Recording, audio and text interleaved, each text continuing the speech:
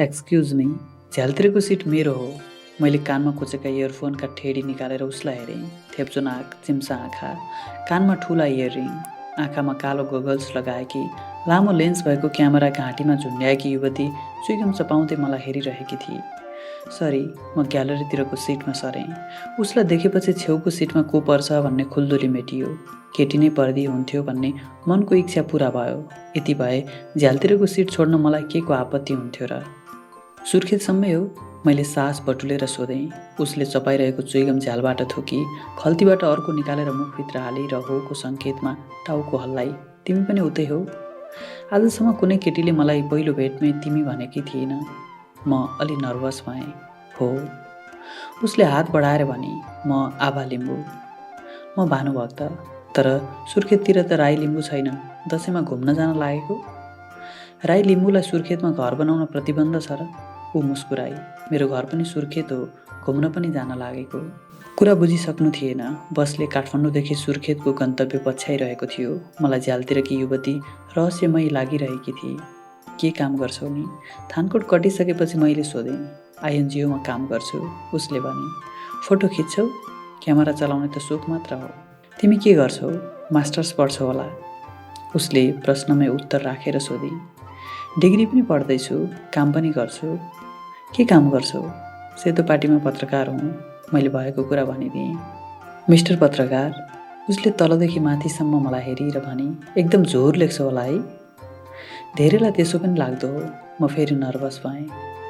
केही बेरमै उसले धेरैपछि बालसखा भेटे जसरी सोधी, बिहे गर्यौ? अनपेक्षित प्रश्न टार्न मैले मजाकको सहारा लिएँ। हामी जस्तालाई कसले पत्याउँछ र? काठमाडौँमा जागिर खान्छौ, मास्टर डिग्री पढेको छौ, एउटी बुढी त पाल्न सकिहाल्छौ नि। उसले हाँस्दै भने। तिमीले जसरी अरूले बुझ्दैनन् नि त। मैले भने, आजकालकी ठिटीहरू गाँठ भएको केटालाई मात्रै बाल दिन्छन्। उसो भए गर्लफ्रेन्ड त होला नि? छ भन्नु कि छैन भन्नु? मैले हाँसेरै टारिदिएँ। आँखीभाउ उचालेर उसले फेरि भने, मलाई भन्दा केही फरक पर्दैन। ऊ म माथि पुरै हाबी भइरहेकी थिए। लभसपको चक्करमा नलाग्ने, सिधै बिहे गर्ने, खानदानकी छोरी हेर्ने हो, सोझै घरमा गएर बाउसँग हात माग्ने, दिए भने झ्याइ पार्ने प्लान छ। मैले हाँस्दै भने। उसले चपाइरहेको चुइगम झ्यालबाट थुकेर भने, साह्रै कन्जर्भेटिभ रहेछौ। आजकलको जमानामा पनि एरेन्ज म्यारेज? रामनगरमा खाना खाइसकेपछि उसले आग्रह गरी, मलाई बसमा साह्रै निद्रा लाग्छ। राति तिमीलाई डिस्टर्ब गरेँ भने अहिले नै सरी ल? मैले भने, बसमा यात्रा गर्दा मलाई निद्रा लाग्दैन, तिमी मजाले सुत्नु। बस नारायणघाट, बुटोल, बालुवाङ, लमही हुँदै कुदिरह्यो। मेरो मनमा छेउकी युवतीका बारे हजार थरी कुरा चलिरहे। कुन ठाउँ आयो? मेरो काखमा पल्टिएकी उसले सोधी। कोहलपुरभन्दा अलि माथि चिसापानीको आर्मी चेकिङ आउँदैछ। मैले मुस्कुराउँदै भने। ऊ मेरो काखबाट उठिएर भने, रातभर तिमीलाई अप्ठ्यारो भयो होला है? म फिस्सा हाँसेँ। बाहिर फोहोर नगर्नु होला, खलासी भाइ करायो। तिम्रो घर बजारमै हो? छिन्चुमा चिया पिउँदै गर्दा उसले सोधी। होइन, लगाम हो। वीरेन्द्रनगरदेखि 7-8 घन्टा लाग्छ जिपमा। रमाइलो गाउँ होला है? उसले फेरि सोधी। थाहा भएन, मलाई त साह्रै रमाइलो लाग्छ। मैले भने, घुम्न जान्छौ त? राम्रा होटल छन् र? उसले मेरो मुखमा हेरी। हाम्रै घरमा बसे हुन्न र? कायदा हुन्छ। म जिस्किएको थिएँ। उसले त साँच्चै माने। आफ्नो घरमा दसैँ नमनाएर बसमा भेटिएको युवकसँग घुम्न जाने कस्ती केटी रहेछ। मेरो मनमा अनेक तर्कना खेल्न थाले। तर जान साह्रै गाह्रो हुन्छ। कच्ची बाटो छ, जिपमा पनि कोचाकोच हुन्छ, सिट पाइँदैन। मैले उसलाई टार्न खोजेँ। मलाई केही फरक पर्दैन। कस्ता कस्ता ठाउँमा यात्रा गरेकी छु, फुरुङ्ग हुँदै उसले भने। बसले समयमै वीरेन्द्रनगर पुर्याएकाले हामीले लगाम जाने जिप भेटायौँ। तर त्यसमा सिट थिएन। सिटमा बसेको एक केटालाई छतमा पठाएर खलासीले उसलाई सिट मिलाइदियो। म छतमा चढेँ। बाङ्गे सिमल कटेपछि ऊ पनि छतमा बस्न आई। मिस्टर पत्रकार, म पनि तिमीसँगै छतमा बस्ने हो। बच्चा बोकेर एकजना दिदी आइन्।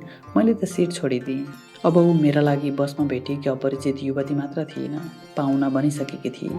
छतमा हामी 5-6 जना केटाहरू थियौँ। केटाहरू ननभेज जोक्स भन्ने, बाटोमा हिँडिरहेकी केटीहरूलाई जिस्काउने छत यात्राको अधिकारै हो जस्तो गर्थे। केटी मान्छे, छतमा गाह्रो होला नि? मैले भने। मिस्टर पत्रकार, तिमी साह्रै कन्जर्भेटिभ रहेछौ क्या? केटी मान्छे कहाँ कहाँ पुगिसके, तिमी छतमा बस्न सक्दैनौ सोध्छौ। ऊ मेरो छेउमा आएर बसी। छतमा झन् क्या रमाइलो रहेछ। अरू केटाहरू मुखामुख गरे। बड्डी चौर, बाबिया चौर, विद्यापुर र गुटका प्रहरी चौकी आउँदा छतबाट ओर्लेर हिँड्नु परेपछि उसले भने, पुलिसहरू पनि क्या ग्वाच छन् है। किन? यत्तिका मान्छे जीपको पछाडि पछाडि चौकी सामुन्नेबाट हिँडिरहेका छन्। यिनीहरू यही जीपको छतमा आएका हुन् भन्ने पनि चाल पाउँदैन। पुलिसहरू तिमी जस्ता बाठा हुँदैनन् नि त, मैले जिस्काएर भने। उसले ठुल्ठुला आँखा पारेर मलाई हेरी मात्र। तिमी पत्रकारिता छोडेर ड्राइभर बन। बिजोरा पुगिसकेपछि उसले मलाई अनौठो सुझाव दिए। किन? तिम्रो गाउँतिर जीप ड्राइभरको जत्रो इज्जत र रवाफ छ, तिम्रो त्यत्रो रवाफ पत्रिकाको सम्पादक भए पनि हुँदैन। काठमाडौँमा तिमीलाई कसले गन्छ र? हेर त, यो फुच्चे ड्राइभरको क्या शान छ। उसले कारण दिए। उसको तर्क सुनेर हाँसो उठ्यो। त्यही शान देखेर त धेरै केटीहरू ड्राइभरसँग पट्टिन्छन्। म त एउटा मात्रै बिहे गर्ने हो, त्यसैले ड्राइभर बन्दिनँ।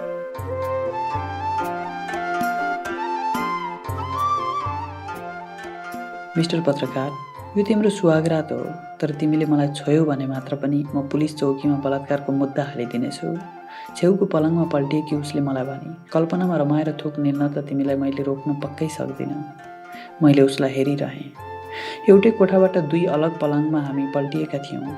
बसमा छेउको सिटकी युवतीसँग बोलेको सजायले मलाई अपराधबोध भइरहेको थियो। घर पुग्नासाथ आमाले सोध्नुभयो, नानी को हुन्? साथी। आमाले उसैतिर फर्केर सोध्नुभयो, एउटै अफिसमा सँगै काम गर्ने हो? उसले भने, होइन। कलेज सँगै पढ्ने हो? उसले भने, होइन। गाउँमा जवान छोराले साथी भन्दै युवती घरमा ल्याए। आमालाई के चाहिन्थ्यो? भनिहाल्नुभयो, बुहारी। आमा, त्यसो हो, म वास्तविकता भन्न खोज्दै थिएँ। उसले ओठमा चोर औँला पुर्याए र मलाई चुप लाग्न सङ्केत गरी। म अलमलमा परेँ। केटाकेटीले गाउँभरि रत्तेउलीको निम्ता दिए। घर पैसोको तयारी भयो। म आफैले निम्त्याएको आपतले हायल कायल थिएँ। ऊ मलाई हेरेर मुस्कुराइरहेकी थिए। साँझ गाउँभरिका महिला जम्मा भएर रत्तेउली खेल्न थाले। बेहुली बनेकी ऊ पनि रत्तेउलीमा मिसिए। तमाखु खाइरहेका महिलासँग सुल्पा मागी। लामो सर्को तानेर हावामा धुवाँ उडाई। देउडा भाकामा रत्तेउली गाइरहेका महिलाहरूलाई उसको उत्ताउलोपनाले हैरान बनायो। जिन्स प्यान्ट र टी सर्ट लगाएकी उसले घरभित्र अन्मिदा घर पैँसो गर्दा आमाकै ब्लाउज र साडी लगाएर बालेका बत्ती खुट्टाले निभाई। राति अबेर रत्तेउली सकेर महिलाहरू आफ्नो घर लागे। ऊ मेरो कोठाभित्र छिरी। उसले यो सब किन गरिरहेकी छे? मैले केही भेउ पाउन सकिनँ। मैले वास्तविकता भन्न खोज्दा उसले रोकी। छोयो भने बलात्कारको मुद्दा लगाउँछु भन्छे। अर्को दिन बिहान ऊ घाम लागुन्जेल सुती। अरू बुहारीले चाहिँ दैलो लिपपोत गरिन, आँगन सफा गरिन। मभन्दा पछि उठेर सोधी, आमा, खाना पाकिसक्यो? रत्तेउली खेलेका महिलाले गाउँभरि हल्ला फैलाए। भानुले त रद्दी केटी बिहा गरेर ल्यायो, जो सासू ससुराका अगाडि सुल्पामा तमाखु खाएर धुवाँ उडाउँछे। दिउँसो ऊ आमासँग तोरी बारीमा गई। क्यामेरा झुन्ड्याएर साग टिप्न थाली। बेला बेलामा आमातर्फ क्यामेरा सोझ्याउँथे। डिलमा क्यामेरा राखेर फुलेका तोरीका बोटलाई अँगालो हाल्थे। साँझ मकैको रोटी र तोरीको साग उसले खुब स्वाद मानेर खाए। डोटेली, अछामी र दैलेखी टोन मिसिएको हामी आमा छोराको कुराकानी ऊ केही बुझ्थे केही बुझ्दिनथे। गाउँकी अरू बुहारी भन्दा आफ्नै बुहारी फरक परेकाले आमालाई हैरानी भएको थियो। खाना खाने बेला आमाले भन्नुभयो, काहीँ थिए भेटाइ छे एसी गतनकी गातकी फल्याउटी। मैले आमालाई उत्तर फर्काइनँ। दसैँको टिका लगाउने दिन ऊ सबभन्दा बढी खुसी थिए। बुहारीको हैसियत जो पाएकी थिए। नयाँ बुहारी, त्यो पनि दसैँको समय भएकाले उसका सब गल्तीहरू माफ थिए। उसले मसँगै बसेर बुबा आमा र आफन्तबाट टिका लगाई। मलाई उकुस मुकुस हुन्थ्यो। ऊ भने मलाई हेरेर मुसु मुसु हाँसिरहेकी हुन्थे। टिकाको अर्को दिन मैले घरमा भने, म काठमाडौँ जान्छु। बुहारी केही दिन बसेर तिहारपछि आउँछ। उसले आँखा ठुल्ठुला पारेर मलाई हेरेर कानमै आएर भने, मिस्टर पत्रकार, म यो घरकी बुहारी होइन, वाहियात कुरा नगर। तर आमासँग रुन्चे मुख लगाएर उसले भने, म पनि उहाँसँगै जाने हो आमा।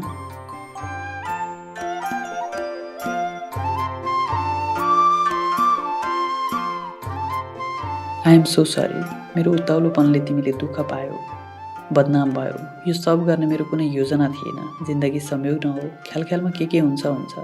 कलङ्की पुगिसकेपछि उसले भने, म उसले गरेका यी सब कुरालाई संयोग मान्न तयार थिएन। म बुझ्न चाहन्थेँ उसले किन यो सब गरी।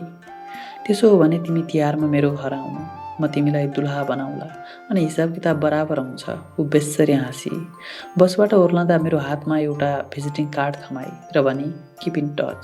रहस्यमय युवतीको तनावले भरिएको भारी मन लिएर म किर्तिपुरको कोठामा पुगेँ। उसका हर कुराहरू रिल बनेर दिमागमा घुमे। तिहारमा मेरो घरमा आउनु, म तिमीलाई दुलहा बनाउला, उसले मलाई साँच्चैकै बेहुलो बनाउली या केटाकेटीको खेल जस्तै बनाउली भनेर सोच्दा सोच्दै केही दिन बिते। उसको ह्याङ बाँकी नै थियो। एक दिन फेसबुक मेसेन्जरमा आभा लिम्बू नामबाट लामो सन्देश आयो। हेलो मिस्टर पत्रकार, हाउ आर यु? तिमीलाई भन्दा पनि तिमीले आमालाई धेरै मिस गरिरहेकी छु। कति धेरै माया दिनुभयो उहाँले मलाई। उहाँलाई मैले सबै भने। मेरो सुर्खेतमा घर छैन। मेरा बुबा आमा 5 थरतिर बस्थे रे। सानैमा आमा बुबा बितेकाले म एसओएसमा भर्ना भएँ। 4 कक्षादेखि सुर्खेतको एसओएसमा पढ्न थालेँ। त्यहाँ मलाई एउटा घर दिइएको थियो। आमा हुनुहुन्थ्यो। प्रत्येक साल दसैँको बेला म सुर्खेत पुग्छु। घरको न्याच्रो मेटाएर फर्कन्छु। संयोगले यो साल तिम्रो घर पुगेँ। तिम्रो आमासँग भेटेँ। तिमीसँग बिहे गरेको अभिनय पनि गरिदिएँ। बुहारीको बहानामा त उहाँले मलाई कति धेरै माया दिनुभयो। मेरी आफ्नै आमा भएको भए कति माया गर्नुहुन्थ्यो होला भन्ने अहिले पनि लागिरहेको छ। थाहा छ, तिम्रो आमाले म सानैमा टुहुरी भएकी हो भन्ने जान्दा जान्दै पनि बुहारी स्वीकार्नु भयो। तर तिमी त खानदानकी छोरी खोज्ने भन्छौ, बाउसँग हात माग्ने भन्छौ। मेरो त न खानदान छ, न तिमीलाई मेरो हात सुम्पने बुबा हुनुहुन्छ। म त तिम्रो लागि सिर्फ छेउको सिटमा भेटिएकी एक उताउली युवती न हुँ। मोबाइलमा उसको सन्देश पढि नसक्दै आमाको फोन आयो। सन्चै छस् बाबु? मैले आफ्नो हालखबर बताउन नपाउँदै सोध्नुभयो। बुहारीको हालखबर के छ? तरकारी किन्न बजारतिर गएकी छ। मैले आमालाई डाँटेँ। हामी तिहारमा पनि घर आउँछौँ। बुहारी अब पुरै सुध्रिसकेकी छ। तर म स्वयंलाई थाहा छैन ऊ सुध्रिएर तिहारमा मसँग गाउँ जानेछ वा चुइगम सपाउँदै क्यामेरा झुन्ड्याएर झ्यालतिरको सिटमा बसी कुनै अर्को ठाउँको यात्रामा निस्कनेछ।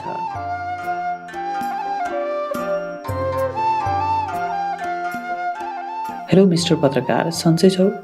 क्याफेको गेटमा गुलाबी रङको स्कुटर रोकेर उसले मलाई हात हल्लाई। 4:30 बजे आउँछु भनेकी थिए। घडीको सुई 5:30मा पुगेपछि मात्र ऊ देखिए। कुर्दा कुर्दै मलाई वाक्क लागेको थियो। अलिअलि रिस पनि उठ्यो। उसले घाँटीमा बेरेको मफलर निकाली, आँखाको गगल्स कपालमा पुर्याई, छेउको डस्टबिनमा चुइगम थोकी, टेबलमा झोला राखेर भने, सरी ल, म अलि ढिला भएँ। त्यतिन्जेल केही बोलिनँ। के खान्छौ भनेर एकफेर मलाई नसोधी 2 कप मिल्क कफी अर्डर गरी। आफूले दसैँमा सुर्खेतसम्म पुगेर गरेका रमाइला अनुभव साथीहरूलाई भन्दा उनीहरूले जिब्रो टोकेको कुरा निकाली। उसले कसरी त्यसो गर्न सके भनेर उसका साथीहरू आश्चर्यमा परेको बताए।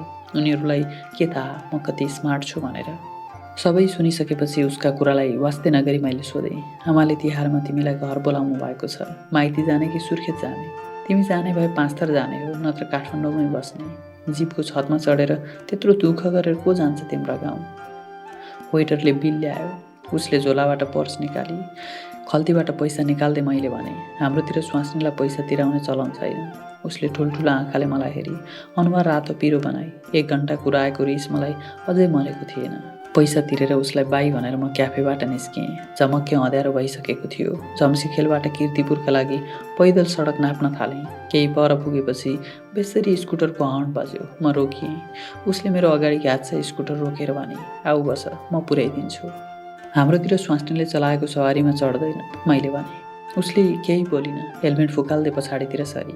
मैले स्कुटरको एक्सिलेटर बटारेँ।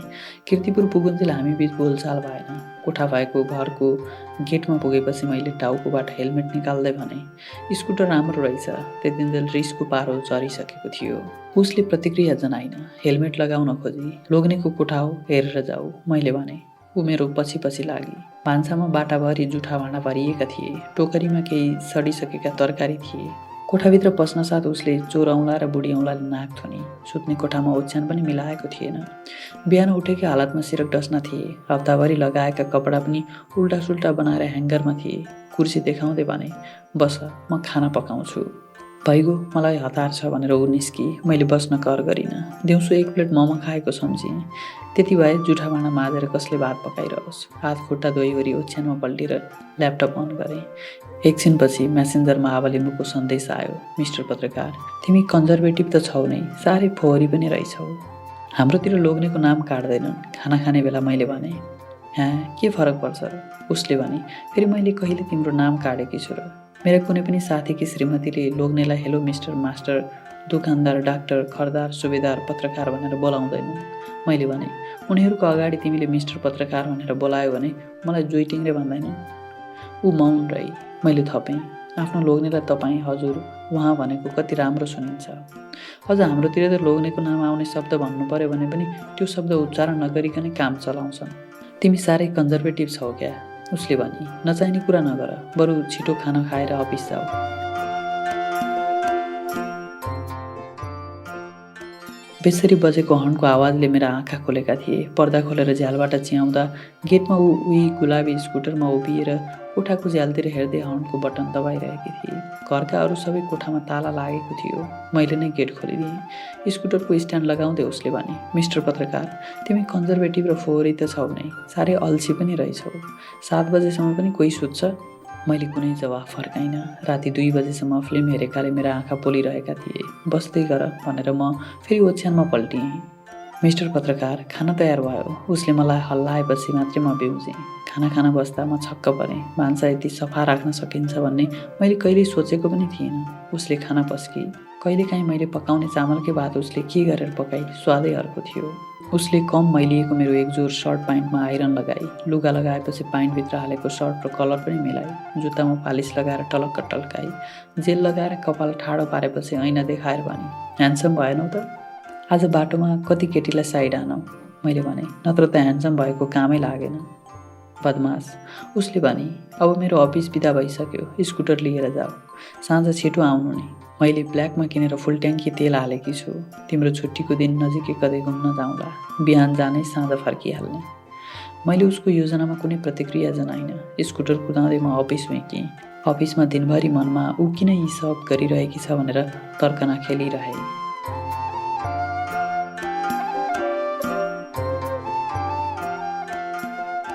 यो हाम्रो साँच्चै सुहागरात हो, आऊ सँगै सुतौँ।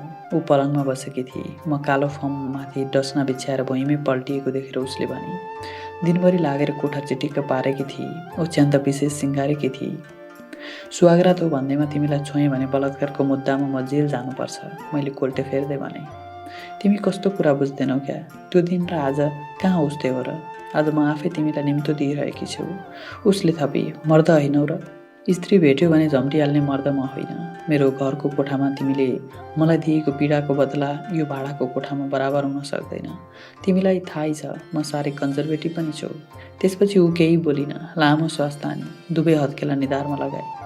म सिर कोडेर गुटुमुटु भएँ। निधाएको अभिनय गरेँ। अबेरसम्म ऊ पलङमा उल्टे फर्केर छटपटिए जस्तो लाग्थ्यो। बिहान 7:30 बजेतिर मोबाइलको घन्टीले बिउजिएँ। बहिनीको फोन थियो। दाइ, कहिले पुग्नुहुन्छ? मैले हाई काट्दै भने, कहाँ?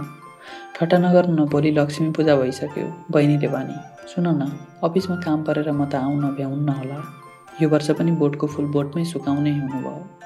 बहिनीले भने, तपाईँको अफिसलाई के थाहा मैले प्रत्येक वर्ष एउटा सयपत्री हजारी फुल तपाईँकै लागि रोप्छु भनेर? होइन, अफिसमा त छुट्टी नै हो, तर तेरी भाउजू नजाउँ भन्छे। मैले अर्को बहाना बनाएँ। भाउजू कहाँ हुनुहुन्छ? दिनु त, म कुरा गर्छु। पलङ हेरेँ, खाली थियो। बाथरुम गएकी छे, आएपछि फोन गर्न लगाइदिन्छु भनेर फोन राखेँ। उठेर हेर्दा पलङमा सिरक डस्न मिलाएर राखेको थियो। ऊ न किचनमा थिए न बाथरुममा। झ्यालबाट तल हेरेँ, उसको गुलाबी स्कुटर पनि थिएन। फोन गरेँ, स्विच अफ भन्यो। केही सन्देश पो छोडेकी छ कि भनेर फेसबुक हेरेँ, आबा लिम्बूको सन्देश थियो। तिमीलाई मैले धेरै थोक ठानेकी थिएँ, धेरै सपना पनि बुनेकी थिएँ, तर तिम्रो लागि म सिर्फ बसमा भेटिएकी एक उताउली युवती रहेछु जोसँग तिमी बदला लिने योजनामा छौ। म तिमी जस्ता सबै पुरुषलाई घृणा गर्छु। उसको सन्देश पढेर म रणबोल्नमा परेँ। बसमा उसलाई भेटेदेखि त्यो बिहानसम्मका यादले भाउन्न लाग्यो। किन उसले मेरो घरमा बिहेको नाटक गरी, किन मेरो कोठामा आएर बसी र किन बेपत्ता भई? जति सोचे पनि आफ्नै चित्त बुझाउन सकिनँ। अचेल घरिघरि लाग्छ मै पो गलत हुँ कि। अझ अफिस आउँदा जाँदा बाटोमा गुड्ने प्रत्येक स्कुटरलाई निहाल्छु। गुलाबी रङका स्कुटर देखेँ भने मुटु बेसरी धड्किन्छ। सोच्छु, आबा लिम्बू मेरो अगाडि घ्याच्छ स्कुटर रोकेर हात हल्लाउँदै भन्छ कि, हेलो मिस्टर कन्जर्भेटिभ पत्रकार, सन्चै छौ?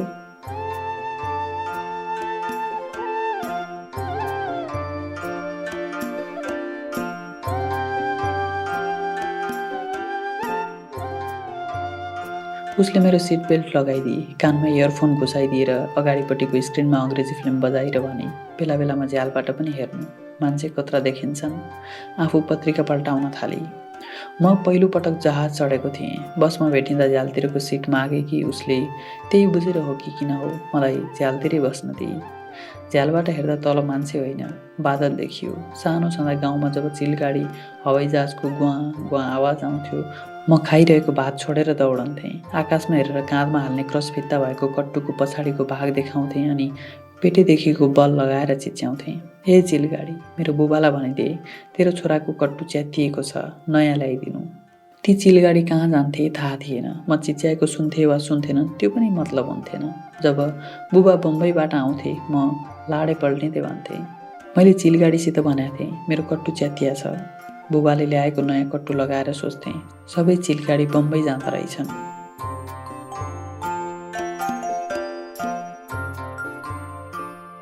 And half black level please. उसको आवाजले मेरो स्मृतिको रिल टक्क रोकियो। फर्किएर हेरेँ, एयर होस्टेससँग ऊ खानेकुरा मगाइरहेकी थिए। काठमाडौँबाट दोहाको गन्तव्य पछ्याइरहेको जहाजकी एयर होस्टेसले मतिर हेरेर भने, एक्सक्युज मी सर। मैले केही बोल्न नपाउँदै उसले भनिहाले, सेम। कफी सपमा त के खान्छौ भनेर सोधेकी थिइनँ, जहाजमा झन् के सोध्थे। मेरोभन्दा बढी उसैलाई थाहा थियो। दोहाको ट्रान्जिटमा उसले तिहारको बेला कोठामा भएको घटनाको कुरा निकाली। तिमी महिलाप्रति त्यति कन्जर्भेटिभ छौ भन्ने सोचेको पनि थिइनँ। थाहा छ त्यो दिनदेखि तिम्रो अनुहार पनि नहेर्ने प्रमिस गरेकी थिएँ। अघिल्लो जुनीमा धर्मकर्म धेरै नै गरेकी रहेछौ। जसको अनुहार नहेर्ने प्रमिस गरेकी थियौ उसैसँग हनिमुन मनाउन पाइरहेकी छौ। मैले हाँस्दै भने, धर्म कर्म लोग्ने स्वास्नी के रहेछ त्यो त उता गयो भने थाहा पाउँछौ। उसले भने, स्वास्नी मान्छेलाई दबाउनुपर्छ भन्ने तिम्रो सोच पुरै 180 डिग्री बदलिन्छ। म त महिलालाई यसरी राख्नुपर्छ भन्छु, जहाँ पुगे पनि के मतलब। हाम्रो अघिल्तिर बसेकी एक बुर्खाधारी महिलालाई देखाउँदै भने, तिम्रो नि अनुहार हेऱ्यो भने माया लाग्छ, सोच सम्झ्यो कि पारो तात्छ। तिम्रो पारो तताउन सेलाउन तिमीलाई पुरै अधिकार छ। मैले भने, फेरि कतारमा गर्मी धेरै हुन्छ रे, पारो त त्यसै पनि तातिहाल्छ। उसले मुख बिगारी जवाफ फर्काइन। अर्को जहाजका लागि दुवैजनाको बोर्डिङ पास उसैले ल्याई। जहाज दोहाबाट उड्यो। स्क्रिनमा नक्सा देखाउँदै उसले भने, यी जहाज उड्ने बाटो यो हो।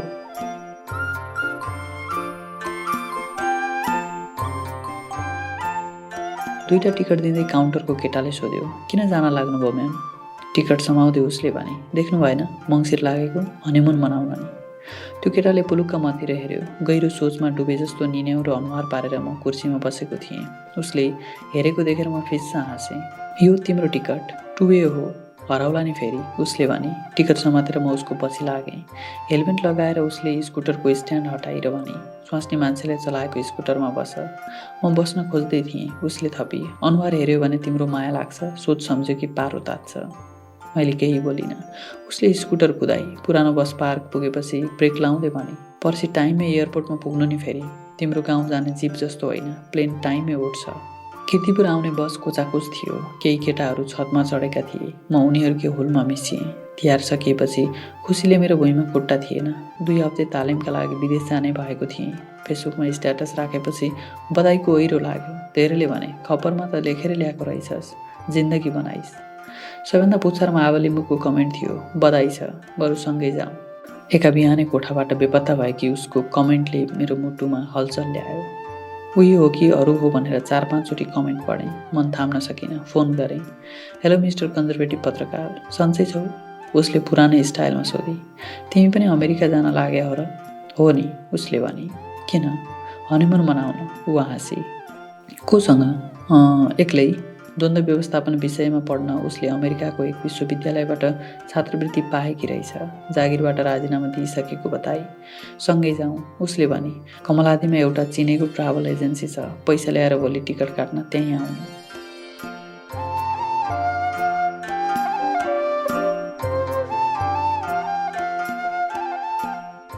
हनिमुन कस्तो भइरहेको छ? मेट्रो स्टेसनको बाहिर कुरिरहेकी उसलाई मैले सोधेँ। उत्तर नदिई ऊ सरासर स्टेसनभित्र गई। एटिएम कार्ड जस्तो चिज मेरो हातमा थमाई। उसले अर्को त्यस्तै कार्ड मेसिनमा टच गरी। बन्द ढोका स्वाट्ट खोल्यो। मैले पनि त्यसै गरेँ। देख्यौ चमत्कार? उसले भने। यो कार्डमा पैसा छ। काठमाडौँमा पनि मेट्रो रेल चलाउने भनेका छन्। यस्ता जाबा चमत्कार त उतै भइहाल्छ नि, मैले भने। उसले बोल्ने शब्द पाइन। मेट्रो चढिसकेपछि सोधी, तिमीलाई यहाँको सबभन्दा के मन पर्यो? हाइटी खैरेनी र मोटा ओठ भएकी कालीहरू, मैले भने। एउटी कालीलाई बुहारी बनाएर लिन पाएको भए आमा के भन्दिउन्। उसले पुलुक्क मेरो अनुहार हेरेर भने, अनि म, तिमी त छँदैछौ, मर्द कि 2-4 हुन्छन् रे नि त। तिमी संसारको जुन कुनामा गए पनि नसुध्रिने भयो, उसले भने। अनुहार हेरे माया लाग्दो, सोच सम्झ्यो कि पारो तात्ने। 2 हप्ते तालिम सकेर म अर्को दिन नेपाल फर्किँदै थिएँ। दिनभरि उसले कता कता घुमाई, मलाई सबै ठाउँ उस्ता उस्तै लागे। साँझ उसले रात्रि क्लबमा लिएर गई। मैले मिसो पाउन नसकेको गीतको धुनमा केटाकेटीसँगै नाचिरहेका थिए। ऊ पनि हुलमा मिसी। म कुर्सीमा बसेर काली केटीहरूको मोटा ओठ र घुम्रिएको कपालमा आँखा डुलाइरहेको थिएँ। एउटा काले केटो उसको दुवै हात समाएर नाच्न थाल्यो। उसको नजिकै गएर भने, म जान्छु, जे मन लाग्छ गर्नु। उसले काले केटोको हात चटक्क छोडेर मेरो पछि लागि। आइन्दा यस्ता क्लबमा नआउनु, नत्र नेपाल फर्कियो भने सीतालाई जस्तै अग्नि परीक्षा लिन्छु, मैले धम्क्याएँ। दुनियाँ देखिसके पनि नबद्लिने तिम्रो कन्जर्भेटिभ सोचलाई माने मैले, उसले भने। अर्को दिन मलाई छोड्न ऊ डेलस विमानस्थलसम्म आई। मेट्रोबाट झरेर सिल्भर लाइन एक्सप्रेस बसमा आउँदा भन्दै थिए, देश भनेको यस्तो हुनुपर्छ, हेर यहाँको विकास। उता गएर कुन नेताले के भन्यो, कुन हिरोइनको कोसँग अफेयर र ब्रेकअप भयो भन्ने मात्र नलेख्नु, देश कसरी विकास गर्न सकिन्छ भनेर लेख्नु। मैले कुरा बुझे चाहिँ गरी टाउको हल्लाएँ। रात्रि क्लबमा झुकिएर पनि नजानु, छुट्टिने बेलामा मैले भने। उसले केही बोलिन। आमालाई पठाइदिनु भनेर सानो पोको मेरो ह्यान्ड क्यारीमा राखिदिए। छुट्टिने बेलामा गोर्ल्याममा अँगालो मारी, गहभरि आँसु पारी। 2 वर्षपछि भेट भइहाल्छ नि भन्दै म भित्र पस्न खोजेँ। तिम्रो जस्तो ढुङ्गाको मन छ र, उसले भने। भित्र पुगेर सिसाबाट बाहिर हेर्दा ऊ मलाई हात हल्लाइरहेकी थिए। आँखा भरिएका नै थिए। यताउता हेरेँ, सबै आफ्नो सुरमा देखेँ। त्यही मौकामा दायाँ हातका 4 औँला ओठमा पुर्याएँ र ऊतर्फ फालेर मुस्कुराएँ। उसले हाँसो थाम्न सकिन। नाकाबन्दी झेल्न आइपुग्यो। त्रिभुवन विमानस्थलमा पुगिसकेपछि लेखेको फेसबुक स्ट्याटसमा कोठामा पुगुन्जेल धेरैले कमेन्ट गरिसकेका थिए। बुद्धि नभएपछि त्यस्तै हो। मान्छे अमेरिका जान लाखौँ खर्च गरिरहेका छन्, तँलाई के खान नेपाल फर्किनु परेको? तेरो दिमागमा राष्ट्रियताको शैतान रहेछ। ग्रिन कार्डको लाइन छोडेर पेट्रोलको लाइन बस्न आउनेको मगज खुस्केको हुन्छ। यस्तालाई पाटन अस्पतालमा भर्ना गरियोस्। कमेन्ट पढ्दा पढ्दै आभा लिम्बूको सन्देश आयो, हेलो मिस्टर पत्रकार, पुगे पनि भन्नु पर्दैन? स्ट्याटस लेखिसकेँ त, मैले पनि त्यही स्ट्याटसमा चित्त बुझाउनु पर्ने, उसले भने। हनिमुन कस्तो भइरहेको छ, मैले प्रतिप्रश्न गरेँ।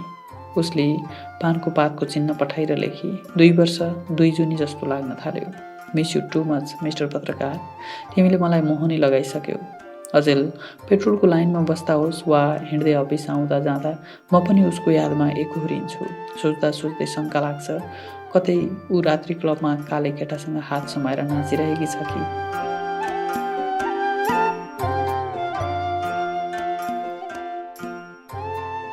फेसबुकको नोटिफिकेसन पिलिक्क बल्यो। क्लिक गरेँ। Abha Limbu tagged you in a notification भन्यो। 7 समुद्र पारी पुगेकी उसले धेरैपछि मलाई किन नोट गरिछ, खुल्दुली लाग्यो। त्यसैमा 4 औँलाले माउस दबाएँ। एउटा युवकलाई अँगालो हालेर उसले सेल्फी खिचेकी थिए र तस्बिरबारे केही लेखेकी थिए, विथ माई न्यू बोयफ्रेन्ड। कस्ती केटी रहेछ, नयाँ बोयफ्रेन्डसँग मलाई किन ट्याग गरेकी होली? फोटो हेरेपछि आँसु उठ्यो, रिस पनि उठ्यो। नयाँ बोयफ्रेन्ड बनाए भनेर किन दुनियाँलाई भनेकी होली? फोटोमा पछाडि फर्केकाले केटो काले हो कि गोरे हो छुट्याउन सकिनँ। फोटो हेर्दा हेर्दै मन चिसो भयो। च्याट अन गरेँ, उसको नाममा हरियो बलेको देखेँ। मेसेज गरिहालेँ, यो के नौटङ्की गरेको? हल्का रमाइलो, उसले स्टिकर पठाएर भने। तर म लेख्दै थिएँ, उसले लेखी, तिमी धेरै टाढा छौ। यो बिरानो सहरमा मैले मन बुझाउन एक बोयफ्रेन्ड बनाएँ। के मैले गल्ती गरेँ? बोयफ्रेन्ड फेर्दै हिँड्नुभन्दा बरु बेस्या बन। यति लेखेर मैले ल्यापटपको पावर बटन एकछिनसम्म बेस्सरी थिचेँ। दिमाग बनन्न घुम्यो। मैले उसका बारेमा लेख्न छोडिसकेको थिएँ र बिस्तारै सोच्न पनि। तर त्यो दिन उसले मेरो दिमाग घुमाइदिएकी थिए। तिमी धेरै टाढा छौ, यो बिरानो सहरमा मन बुझाउन एक बोयफ्रेन्ड बनाएँ। के मैले गल्ती गरेँ? उसको वाक्य सम्झी मेरो रिसको पारो चढ्न थाल्यो। ल्यापटप फेरि अन गरेँ, फेसबुक हेरेँ। उसले केही रिप्लाई दिएकी थिएन। मनभरि उकुसमुकुस भएका कुरा उसलाई लेखेर पठाइदिएँ। छोरी मान्छे, दाजुभाइ घरमा सुतेको बेला राति भागेर पहिला जान्छन्। स्कुलमा, कलेजमा, बाटोमा, चोकमा, गल्लीमा जताततै नखरा पार्दै हिँड्छन्। आँखै अगाडि चरित्र फेर्छन्। तिमी त मदेखि धेरै टाढा छौ। जे मन लाग्छ त्यही गर। तिमी सती सावित्री फर्किन्छौ भन्ने मलाई पटक्कै विश्वास छैन। त्यसैले मलाई तिम्रो कुनै मतलब पनि छैन। तिम्रो बारेमा लेख्न, तिम्रो बारेमा सोच्न त मैले छोडिसकेको थिएँ। अब तिमीलाई फेसबुकबाट पनि ब्लक गरिदिन्छु। तिमी जस्तोको सङ्गत गर्नुभन्दा बरु एक्लै बसेको जाति, खुट्टा भए जुत्ता जति नै पाइन्छन्। फेसबुक सर्चमा गएर आभा लिम्बू टाइप गरेँ, ब्लकमा क्लिक गरेँ। फेसबुकले सोध्यो, साँच्चै ब्लक गर्छस्? मैले सोच्दै नसोची कन्फर्म गरिदिएँ। ठुलै बोझ बिसाए जस्तो भयो। अर्को दिन अफिस पुग्दा मेरो भावभङ्गी बेग्लै थियो। जिन्दगीमा लफडा पनि के आइलाग्छन्। तनावले च्यापिएको थिएँ म। जिमेल प्राय अफिस पुगेपछि मात्र खोल्छु। जिमेलमा एउटा नयाँ इमेल थियो। त्यो पनि आभा लिम्बूको। लेखेकी थिए, it's about my new boyfriend. तनावमा झन् तनाव थपियो। पढ्दै नपढी डिलिट गरिदिउँ चाहिँ पनि लाग्यो, तर मन थाम्न सकिनँ। जे लेखेकी भए पनि एकपटक पढौँ न भनेर उसको इमेलमा क्लिक गरेँ। कति सजिलै भनिदियौ तिमीले, बोयफ्रेन्ड बदल्नुभन्दा बरु बेस्या बन। त्यत्रो सुझाव दिनुअघि एकपटक सोध्ने हिम्मत गरेनौ ऊ को हो भनेर। तिमी पुरुषहरू कति कायर हुन्छौ है। हुन त तिम्रो जातिमा नै त्यो हिम्मत छैन। हामी नारीहरूको कोही घरवाली सहन्छौँ, कोही बाहरवाली बन्दा पनि सहन्छौँ, कोही सौदा सहन्छौँ, तर तिमीहरूसँग अरूले आफ्नी पत्नी वा प्रेमिकालाई एक पल हेरेको पनि सहन सक्ने तागत छैन। प्रेमिका वा पत्नीले कसैलाई हेर्नु त धेरै परको कुरा भइगयो। पैतालाको धुलो सम्झिन्छौ हामीलाई, दबाउन खोज्छौ, कहिले केही बहानामा, कहिले केही बहानामा। तिमीले सोधेनौ ऊ को हो भनेर। म आफै भन्छु, ऊ तिमी जस्तै छ। हर बखत उसको कानमा इयरफोन हुन्छ, खै के सुन्छ। ऊ हलचल गर्दैन, केवल उभिरहन्छ। बिहान उठ्छु, ऊ मलाई हेरिरहेको हुन्छ। साँझमा ओछ्यानमा सिर गोडेर गुटुमुटु हुँदा पनि उभिएर उसै गरी हेरिरहन्छ। म उसलाई बोलाउँछु, आऊ सँगै सुतौँ, तर ऊ आउँदैन। कहिलेकाहीँ जाँगर चल्यो भने बिहान पूजा गर्छु। पहिला टिका उसलाई लगाइदिन्छु। कहिलेकाहीँ उसलाई बेस्सरी अँगाल्छु, कहिलेकाहीँ चुम्मा खाइदिन्छु। मेरो लिपस्टिकको छाप उसको ओठमा बस्छ, तर ऊ प्रतिक्रिया जनाउँदैन। ऊ त मौन बसेर मलाई एकोहोरो हेरिरहन्छ। तिमी जत्रै अग्लो छ, तिम्रा जस्तै लुगा लगाइदिएकी छु। घरिघरि जिस्क्याउँछु, मिस्टर पत्रकार किन नबोली बसेको भन न। म त साह्रै कन्जर्भेटिभ छु। कलेजतिर काले केटाहरूलाई साइड नमार्नु। उसले जवाफ फर्काउँदैन। म एक्लै हाँस्छु। कहीँ बाहिर जानुपर्दा उसँग अनुमति माग्छु। म एकछिन गएर आइहाल्छु है। तिमी मलाई कहिल्यै म्यासेज गर्दिनौ। पैसा खर्च गरेर फोन गर्छौ भन्ने त मैले आशा पनि गर्दिनँ। बेला बेलामा न्यास्रो लाग्छ। नेपाल बस्दा अलिकति जोडिएको नाता तिमीसँग हो, तिम्रो परिवारसँग हो, तिम्रो गाउँसँग हो। त्यही यादको फेरो बन्छ मुटुमा। एक्लोपन हुँदा सताउँछ यादले। सायद नेपालमै भए यति धेरै न्यास्रो लाग्दैन थियो होला। अस्ति भर्खर भ्यालेन्टाइन डे गयो। अघि पछि नगरे पनि त्यो दिन त तिमीले कल म्यासेज केही गर्छौ भन्ने कत्रो आशा थियो, तर तिमीले मलाई वास्तै गरेनौ। मेरो तिम्रो जस्तो ढुङ्गाको मन छैन। त्यो दिन मन थाम्न सकिनँ। बजार गएर यो डमी किने। तिमीले जेसुकै गरे पनि आखिर 2 वर्षपछि त म फर्कन्छु। त्यतिन्जेल मन अन्त्य नमोडियोस् भनेर मैले उसलाई तिम्रो प्रतिमा बनाएर राखेकी छु। बानी पारिरहेको थिएँ आफूलाई तिमीसँग अभ्यस्त हुन, तर तिमीले कति सजिलै भनिदियौ, बरु बेस्या बन। जापान पढ्न गएकी, कोरियाको कम्पनीका काम गरिरहेकी, अस्ट्रेलियामा नर्स बनेकी, साउदी अरब र इजरायलमा हाउसमेडको काम गरिरहेकी, युरोपका सहरमा भविष्य खोजिरहेकी वा म जस्तै अमेरिकामा कसैलाई सम्झँदै बस्ने नेपाली दिदीबहिनीका आमा बुबा दाजुभाइ, प्रेमी र लोग्नेले तिमीले चाहिँ तिनलाई सरापे भने उनीहरू के गर्लान्? तिनीहरूको चरित्रमाथि औँला उठाइरहे भने उनीहरू कसरी सहलान्? तिनीहरूको आचरणलाई शङ्काले घेरे भने उनीहरू कसरी बाँच्लान्? दिमागभरि प्रश्न थोप्रिएका छन्। तिमी आफूलाई खुब जान्ने सम्झिन्छौ, संसार बुझेको घमण्ड पालेका छौ, तर अरूको भावनाको यति पनि ख्याल गर्दैनौ। अब तिमी नै भन, मिस्टर पत्रकार, म बेस्या बनौँ या यही बोयफ्रेन्डसँग बस्छु? उसको इमेलले मन भारी भयो। आँखा रसाए, आफैलाई कोतरौँ चाहिँ रिस उठ्यो। जिन्दगीमा पहिलोपटक कसैले मन दुखाएकोमा छाती भतभती पोल्यो। लाग्यो संसारको सबैभन्दा तुच्छ म नै रहेछु। मैले उसलाई 1000 शब्दको इमेल लेखेँ। इमेलभरि एउटै शब्द थियो, सरी।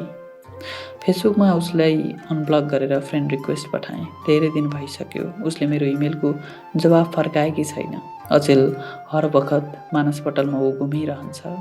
सोच्दा सोच्दै बेला बेलामा एक्लै हाँस्छु, उसको त्यो नयाँ बोयफ्रेन्ड सम्झेर।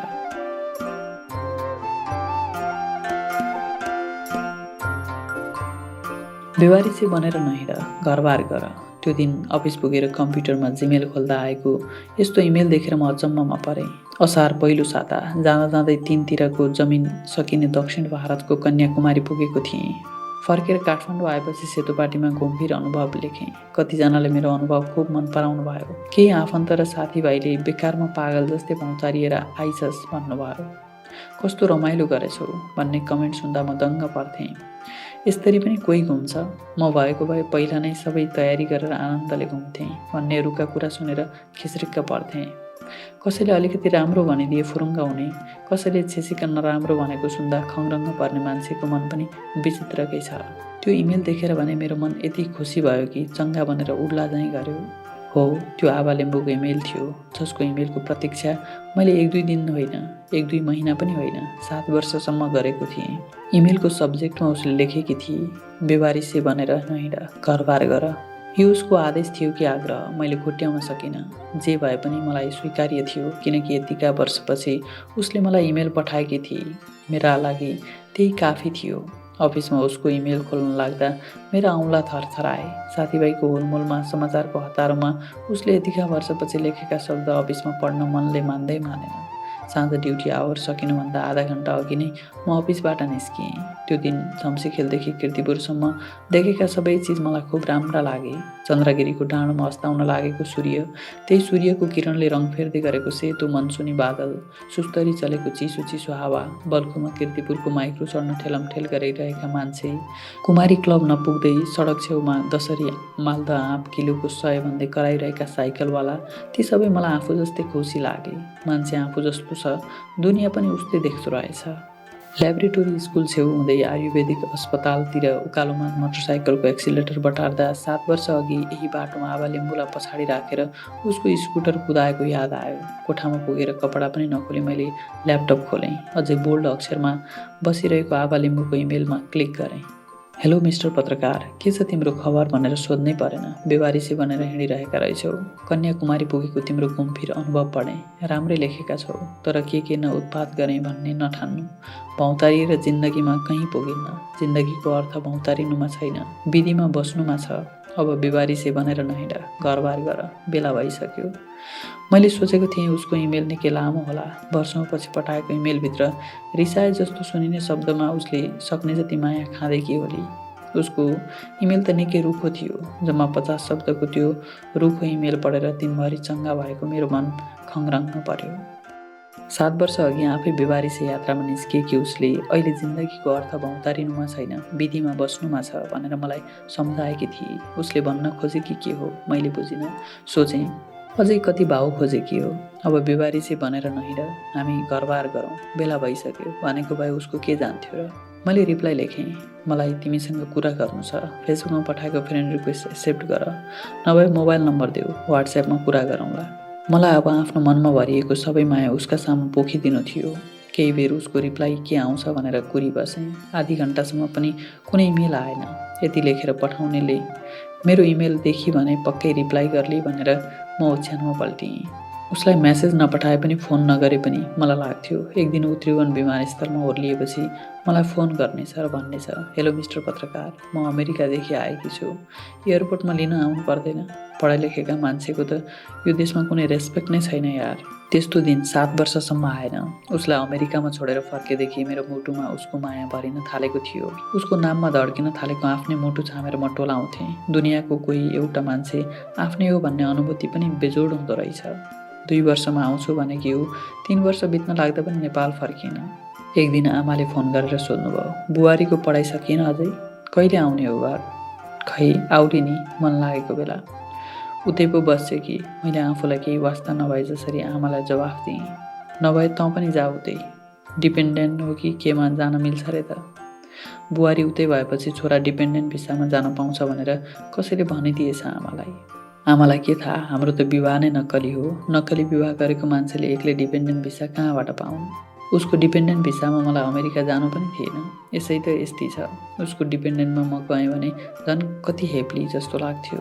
स्कलरसिप पाए अमेरिकाबाट मास्टर गर्ने मेरो आफ्नै योजना थियो। उसलाई भन्दै नभनी एक दिन ड्याङ्ग उसको कलेजको गेटमा उभिएर सिट्ठी मारे भने आभा लिम्बू कति चकित पर्ली भन्ने कल्पनाले म रोमाञ्चित हुन्थेँ। हुन्छ आमा, म बुहारीसँग सल्लाह गरौँला। डिपेन्डेन्टमा जान लटरपटर लामै हुन्छ रे। मैले राँटेँ। अर्को दिन पुतली सडकको एक इन्स्टिच्युटमा जिआरआईको लागि भर्ना भएँ। सँगै काम गर्ने एकजना दाइले भनेका थिए, जिआरआईमा राम्रो स्कोर ल्याए, टोफेल आइएलटिएस गरे, अमेरिकी युनिभर्सिटीमा स्कलरसिप पाइन्छ, जानलाई पैसा पनि धेरै खर्च हुँदैन, उल्टे उता प्रोफेसरको टिए जिए र आरए भएर काम गर्दा पैसा कमाइन्छ। म त्यही सपना देखेर पुतली सडकमा पुगेको थिएँ। जिआरआई पढाउने सरहरू गजबका थिए। उनीहरूको शैली देखेर सुरुमा त मलाई हाँसो उठ्थ्यो। भर्बल पढाउने सरले दिनदिनै नयाँ नयाँ शब्द लेखाउँथे रट्टा मार्न भनेर। कहिल्यै सुन्दै नसुनेका ती शब्द सम्झिने उनको ट्याक्टिस पनि खतरा थियो।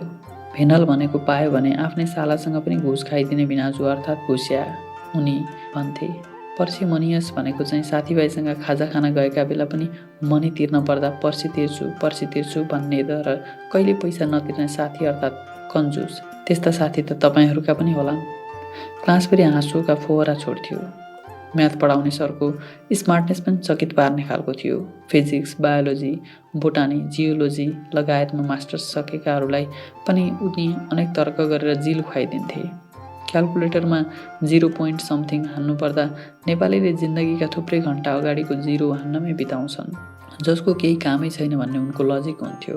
एसएलसीसम्म नेपालीमा गणित पढेकोले होला गणितको कुन कुरालाई अङ्ग्रेजीमा के भन्छन् म मेसो पाउँदिनथेँ।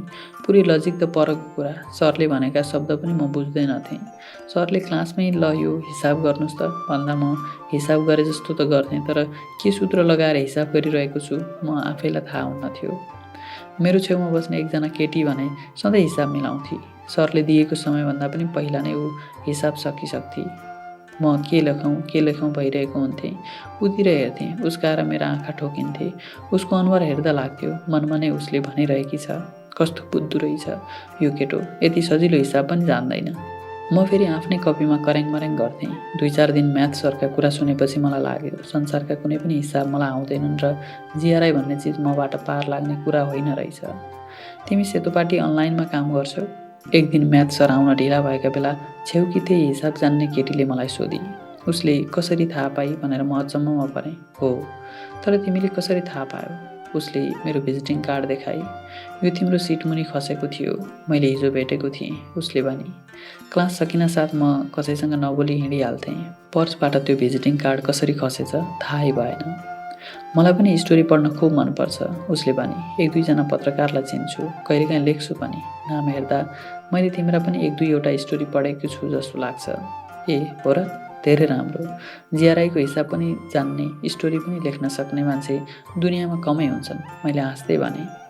जियोलोजी पढे पनि मलाई घुमफिर र लिट्रेचरमा रुचि छ, उसले भने। मलाई उसँग कुराकानी लम्ब्याउन कुनै जाँगर थिएन। उसँग मात्र होइन, कुनै पनि केटी मान्छेसँग भए नभएका कुरा गर्न मलाई झिँझो लाग्ने भइसकेको थियो। मेरो दिमागभरि एक दिन अमेरिका गएर ट्याङ्ग आवा लिम्बूको कलेजको गेटमा पुगेर सिट्ठी मारे भने ऊ कति चकित पर्ली भन्ने कुरा मात्र खेलिरहन्थ्यो। मनमा माया भरिन थालेपछि मान्छे यसरी एकहोरो हुँदा रहेछन् भन्ने मैले त्यति बेलै थाहा पाएको। त्यो दिन म्याथ सर अलि ढिला आए, हिसाब गर्ने ट्रिक सिकाए। उनले गर्न दिएको हिसाब मैले जानिनँ। क्लास सकिनासाथ हतारमा निस्किन खोजेँ। ओ पत्रकार महोदय, छेउकी त्यही हिसाब जान्ने केटीले भने। जहिले कति हतार हुन्छ के तिमीलाई निस्कन? उसको पहिलो वाक्य सुन्दा मलाई आवा लिम्बूको याद आयो। ऊ पनि मलाई त्यसरी नै बोलाउँथे, हेलो मिस्टर पत्रकार। अझ कहिलेकाहीँ त पत्रकारका अगाडि कन्जर्भेटिभ पनि थपिदिन्थे। उसले त्यसरी बोलाएको मलाई खुब मन पर्थ्यो, किनकि त्यसमा बेसरी माया मिसिएको हुन्थ्यो। हिसाब जान्ने केटीले ओ पत्रकार भनेको चाहिँ मलाई मन परेन। आज हामी सँगै चिया खाने, म तिमीलाई म्याथका बेसिक कुरा सिकाइदिन्छु, किताब कापी झोलामा हालेर चेन लगाउँदै उसले भने। मैले पहिलोपटक उसलाई तलदेखि माथिसम्म हेरेँ। जिन्सको प्यान्टमाथि कुर्ता लगाएकी उसका आँखामा ठुलो चस्मा थियो। जुन केटीको मलाई नामै थाहा पाउन मन छैन, ऊ मलाई सँगै चिया खाउँ भनिरहेकी छ। हुन्न भनिदिउँ कि जस्तो लागेको थियो, तर म्याथ सिकाइदिन्छु भन्ने उसको प्रस्तावले म लोभिएँ। उसले आफ्नो स्कुटर चलाई, म बाइकमा पछि लागेँ। हामी त्रिकुटी मण्डप गयौँ। साँझ छिपिन लागेको थियो। मेरो नाम शबनम अधिकारी हो, घर विराटनगर, उसले भने। तिम्रो नाम त थाहा भइहाल्यो। घर कता हो? सुर्खेत। ओहो, उता सुदूरपश्चिम? सुर्खेत सुदूरपश्चिम होइन, कर्णाली प्रदेशको राजधानी हो, मैले भने। तिमी हिसाब जान्ने भए पनि भूगोल नजान्ने रहेछौ। ए सरी, म लुम्बिनीभन्दा उता गएकी छैन। उताका सबै ठाउँ मलाई उस्तै लाग्छन्, उसले भने। चिया खाँदा उसले मलाई त्रिभुजका कोण, वृत्तको अर्धव्यास र वर्ग र चतुर्भुजका क्षेत्रफल निकाल्ने केही सूत्र र पाईको मानबारे भने। सके जति शब्द नेपालीमै बोलेर उसले मलाई बुझाउन खोजेकी हो, तर मैले अलिअलि मात्र बुझेँ, सबै कुरा बुझिनँ। चिया खाइसकेर उसले भने, ल अब अरू बोली सिकाइदिन्छु, ढिला भइसक्यो। हुन्छ भनेर म कीर्तिपुर फर्किएँ। ऊ स्कुटर लिएर कता गई मलाई थाहा भएन। बाटोमा उसको नाम सम्झिएँ, शबनम अधिकारी। केटी त सहयोगी रहेछ, यसले मेरो जिआरआईको म्याथ पार लगाउँछ कि क्या हो। राति सुत्ने लाग्दा सेभ नभएको नम्बरबाट मोबाइलमा मेसेज आयो, तिम्रो त हिसाब मात्रै होइन, जिन्दगी पनि गन्जागोल छ जस्तो छ। मेसेज पठाउने मान्छे त्यही हिसाब जान्ने केटी हो जस्तो लाग्यो। कन्फर्म गर्न नम्बर डायल गरेँ। मैले हेलो भन्न नपाउँदै उताबाट आवाज आयो, सर्कलको एरियाको सूत्र हो, पाई आर स्क्वायर। चिया खाने बेला मात्रै सिक्नुपर्छ भन्ने केही छ र? जति बेला पनि पढिरहनुपर्छ, नत्र कसरी जानिन्छ? उसले मलाई चिया खाने बेला आफूले सिकाएको कुरा सोधी। मैले सबै बिर्सिसकेको थिएँ, फोनमै सबै दोहोऱ्याएँ। मलाई सोध्न मन थियो, तिमीलाई मेरो जिन्दगी कसरी गन्जागोल छ जस्तो लाग्यो? उसले त पढाइको मात्र कुरा गरेर फोन राखिदिए। मैले मोबाइलमा उसको नम्बर सेभ गरेँ, हिसाब जान्ने केटी। अर्को दिन पनि उसले मलाई गणित सिकाई। क्लासमा सरले आज के पढाएका हुन् भन्ने दोहोऱ्याइदिए। यसरी हामी साथी भयौँ। उसँग मेरो एउटै स्वार्थ थियो, गणित जान्नु। बिस्तारै बिस्तारै हामी नजिक भयौँ, एकअर्काका कुरा सेयर हुन थाले। टियुबाट मास्टर्स सकेर उसले खानी तथा भूगर्भ विभागको एउटा प्रोजेक्टमा काम गरेकी थिए रे। त्यहाँ त्यति मजा आएन, अब अमेरिका गएर पिएचडी गर्ने हो। उसले आफ्नो योजना सुनाई। बुबा सरकारी जागिरी रहेछन्, दाइ +2 सकेर अमेरिका गई उतै सेटल भएका रे। मैले पनि उसलाई आफ्नो घर परिवार, पढाइ र जागिरबारे सबै भने, तर अमेरिकामा मेरो को छ चाहिँ भनिन, हिम्मत नै आएन। उसले सोधिन पनि, मेरो जिन्दगीमा कुनै कथा होला भन्ने सायद उसले सोच्दै सोचिन।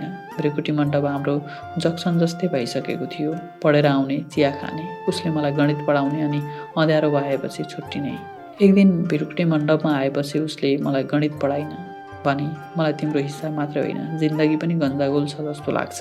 मैले कैयौँ दिनदेखि मनमै राखेको विषय उसैले निकालेकी थिए। म पनि तिमीलाई यही सोध्नेवाला थिएँ, किन तिमीलाई मेरो जिन्दगी गन्जागोल छ जस्तो लाग्छ? मैले निकै गम्भीर भएर सोधेँ। उसले आफ्नो ब्यागबाट हरियो रङको एउटा सानो काइँयो निकाली। त्यो काइँयो मेरो हातमा राख्दै भने, यसले तिम्रो जिन्दगीको गन्जागोल हटाएर सब थोक चिटिक्क मिलाउँछ। मैले उसको कुरा बुझिनँ, त्यो बुझिने कुरा पनि थिएन। उसले भने, तिमीलाई देखेको दिनदेखि कहिले पनि तिम्रा कपाल चिटिक्क मिलेको देखेकी छैन। कपाल लामो पनि छैन, तर कोही उत्तर फर्केको छ, कोही दक्षिण।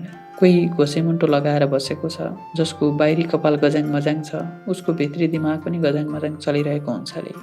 दिमाग गजाङ मजाङ चल्ने मान्छेको जिन्दगी गन्जागोल हुन्न त? उसको कुरा सुनेर मलाई बेसरी हाँसो उठ्यो।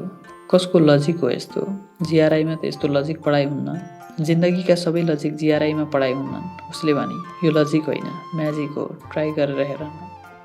मेरो घुम्रिने कपाल छ, त्यही भएर छोटै राख्छु, तर घरबाट जति मिलाएर गए पनि हेलमेटले बिगारिहाल्छ।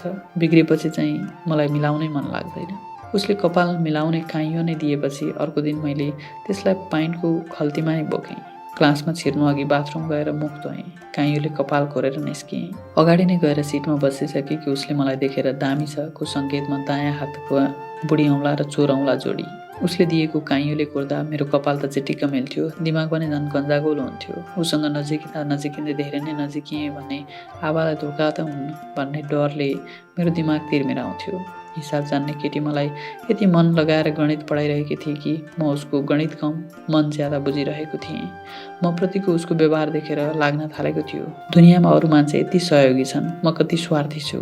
केही महिनापछि कोर्स सकिन लाग्यो। जिआरआईको डेट लिनुपर्ने भयो। परीक्षाका लागि इटिएस एजुकेसन टेस्टिङ सर्भिसको साइटमा फर्म भरेर पैसा ब्याङ्कको कार्डबाट तिर्नु पर्दो रहेछ। त्यति बेला मसँग डलर कार्ड थिएन। कि विदेशबाट कसैले तिर्दिनु पर्यो, नभए दरबारमार्गको एउटा ब्याङ्कमा गएर लाइन बसेर पैसा तिर्नुको विकल्प थिएन। मेरो परीक्षाको फी तिमी त्यतैबाट तिरिदेऊ न भनेर हावालाई इमेल पठाउन पनि मलाई आफ्नै इगोले दिएन। पैसा तिर्नको तिमी टेन्सन नलिऊ, मेरो दादाको कार्डबाट तिरौँला। हिसाब जान्ने केटीले समाधान निकालिदिए। त्यही डलर बराबरको नेपाली रुपियाँ तिमी मलाई यहीँ दिनु, मैले दिने पैसाको पनि तिमी टेन्सन नलिऊ। मैले उसैको शैलीमा भने, यहाँ रुपियाँ दिन सकिनँ भने उतै गएर डलरमा तिरौँला।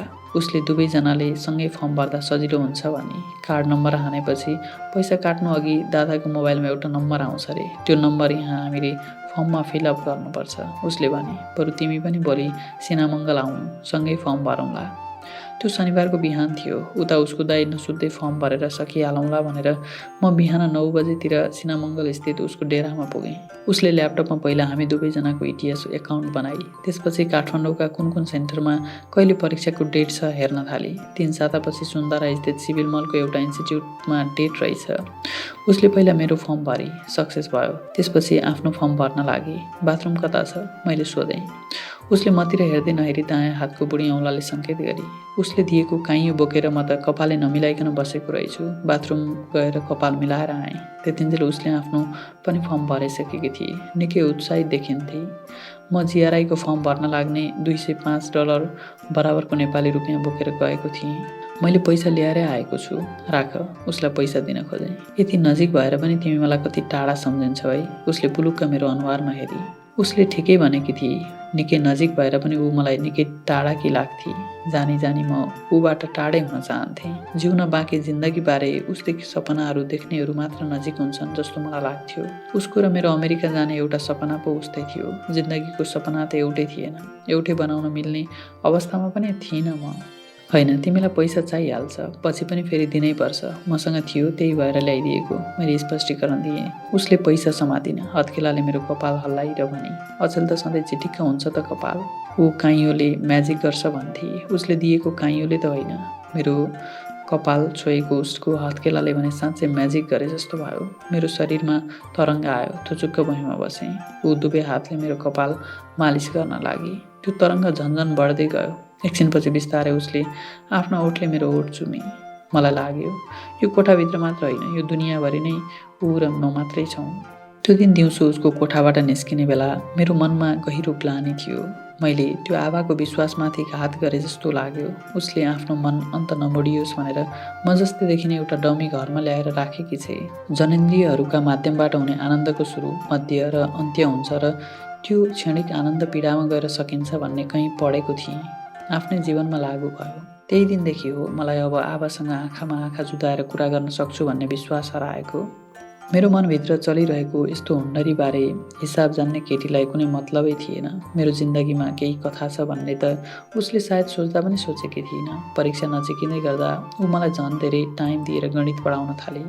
अर्को शनिबार दिउँसो उसले र मैले सँगै गएर मक टेस्ट दियौँ। 170 को म्याथमा मेरो 150 नम्बर आयो। Not bad. आर्ट्स पढेको मान्छेको यति स्कोर आउनु राम्रै हो। उसले आफ्नै प्रशंसा गरी। पढाएको कसले? मैले ओठ लेब्र्याएँ। हामी फेरि भ्रिकुटी मण्डप आयौँ। हामी दुईजना सँगै अमेरिका जाने है, जसको भिसा पहिला आए पनि। उसले त्यो दिन अनौठो प्रस्ताव राखी। मैले सोधेँ, कसरी हुन्छ त्यस्तो? डिपेन्डेन्टमा भइहाल्छ नि, उसले सजिलै भनिदिए। अहिलेसम्मको पढाइ हेर्दा त उसले पहिला स्कलरसिप पाउने सम्भावना थियो। अर्थात् ऊ मलाई पनि आफूसँगै डिपेन्डेन्टमा लैजान चाहन्थे। मैले उसको अनुहार हेरेँ। ऊ निकै कन्फिडेन्स देखिएकी थिए। मोबाइलमा मैले जसको वास्तविक नाम नलेखेर हिसाब जान्ने केटी राखेको छु, उसले मलाई पनि राखेर आफ्नो जिन्दगीको यति महत्त्वपूर्ण सपना देखिसकेकी रहेछ। मैले उसलाई केही भन्नु अघि गला सफा गरेँ। एउटा कुरा भन्नु छ, टेबलतिर हेरेर भने। के? उसले उत्सुक भएर सोधी। तिमी धेरै राम्री छौ। ऊ बेस्सरी हाँसी। यो के कुरा भयो? हेर्नमा मात्र होइन, स्वभाव र विचारले पनि तिमी साँच्चै राम्री छौ। अनि यो के कुरा भयो त? उसले उही प्रश्न दोहोऱ्याई। म त्यति राम्रो छैन। मैले टेबलतिर हेरेर भने, जति तिमीले सोचेकी छौ। तिमी त मभन्दा पनि राम्रो छौ। कपाल चिटिक्क मिलाउन थालेदेखि अचेल झन ह्यान्डसम भइरहेका छौ। उसले मेरो कुरा हाँसोमा उडाइदिए। म के भन्न खोजिरहेको छु भन्ने उसले बुझ्न सकिरहेकी थिइन। बुझ्नै नचाहिरहेकी पनि हुनसक्छ। म तिम्रो डिपेन्डेन्टमा जान लायक छैन। मैले गम्भीर भएर भने। कसले भन्यो? उसले सोधी। मैले भने त भर्खर। किन? अब उसको बोली गम्भीर हुन थाल्यो। किनकि म स्वार्थी छु। मेरो तिमीसँग गणित सिक्ने मात्र स्वार्थ थियो। त्यो बाहेक अरू जे भयो ती सबैका लागि आई एम भेरी सरी। किन तिम्रो अर्की गर्लफ्रेन्ड छ र? उसले फेरि सोधी। छ, अमेरिका गएकी छ। मैले भने। आभा लिम्बू हो उसको नाम। ऊ मेरो गर्लफ्रेन्ड पनि हो, वाइफ पनि हो। उसले लामो सास फेरि। धोका भएको सम्झेर होला रातो पिरो भएकी थिए। उसका आँखा पनि रसाएका थिए, सायद ग्लानी मिसिएको आँसुले।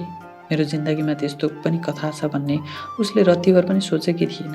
म तिमीलाई यो सब पहिल्यै भन्न चाहन्थेँ, तर तिमीले कहिल्यै म स्पष्टीकरण दिन खोज्दै थिएँ। ऊ हेलमेट र स्कुटरको चाबी बोकेर हिँडिहाली। जान्छु पनि भनिन। म आफैले खनेको खाल्डोमा परेको थिएँ। यो सब हुनुका पछाडि परिस्थितिको दोष थियो कि मेरो गल्ती? छुट्याउनै सकिनँ। मान्छेहरू छुट्टिनुका लागि भेटिन्छन् किन? मलाई आफैसँग रिस उठ्यो। त्यस दिनदेखि हिसाब जान्ने केटीको नम्बरबाट न मेरो मोबाइलमा फोन आयो न मेसेज। उसलाई आफै फोन गर्ने हिम्मत मलाई आएन। जिआरए परीक्षाको दिन उसँग सेन्टरमा भेट भएको थियो। उसले मेरो अनुहारतिर हेर्दा पनि हेरिन। मैले म्याथका सबै प्रश्नहरू उसकै नाम सम्झेर टिक लगाएँ। मैले जति म्याथ जानेको थिएँ त्यो सबै उसैले त हो सिकाएको। जिआरआईको रिजल्ट आयो। अचम्मै भयो। म्याथमा मेरो स्कोर 153 थियो। यो थाहा पाएर ऊ पक्कै खुसी होली भनेर मैले हिसाब जान्ने केटीलाई मेसेज पठाइदिएँ। म्याथमा मेरो 153 आयो। यो मैले ल्याएको होइन, तिमीले ल्याइदिएको हो, थ्याङ्क यू। उसले रिप्लाई पठाइन। एउटा त के मैले 1000 मेसेज पठाए पनि सायद ऊ रिप्लाई फर्काउनेवाला छैन।